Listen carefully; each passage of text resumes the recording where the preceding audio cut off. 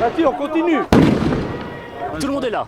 Alors là, vous avez vu tout à l'heure les grenadiers, vous avez vu effectivement la ligne, les hussards, donc la cavalerie est là. Et puis alors toutes les générations, tous les pays, on a 7 pays représentés. Ça va de la République tchèque, l'Allemagne, la Russie, les Polonais, les Suisses même.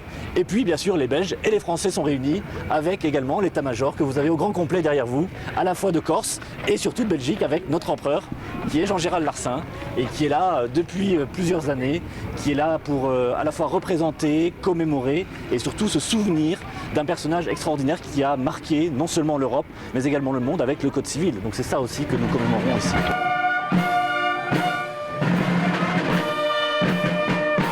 Ici, il y a du monde entier en fait. Beaucoup de Tchèques, d'Italiens, des Russes, des Belges, Français.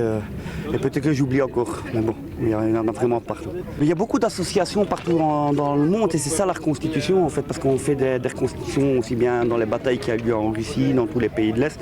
Et donc on se rend compte et on refait toutes les grandes batailles, c'est ça qui est important. Mais c'est un monde vraiment passionné, il y en a partout à travers l'Europe et même dans le monde entier parce qu'il est ici dans le camp, mais il y a quelqu'un qui vient du Canada exprès pour faire l'événement.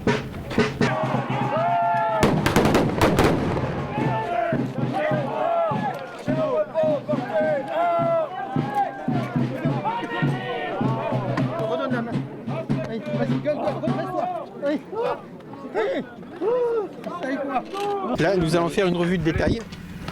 Une revue de détail avant le défilé, de façon à vérifier que tous les hommes ont leur uniforme de façon correcte et surtout conforme à ce qui se faisait à l'époque.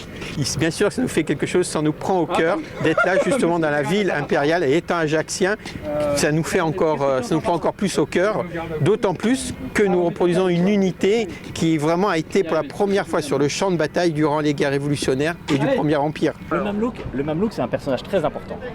C'est un peu le garde du corps de Napoléon. Il est venu bien sûr d'Égypte.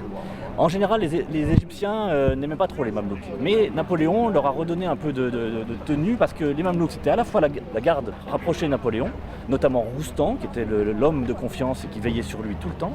Mais les Mamelouks, ils ont également constitué des régiments. Et on parle notamment des régiments de cavalerie Mamelouks, qui étaient peut-être les plus valeureux sans doute. Et à Austerlitz, ils ont chargé. Et c'était un spectacle extraordinaire parce que par leur tenue et par leur sabre à l'oriental et puis leur glaive, c'était des personnages hors du commun.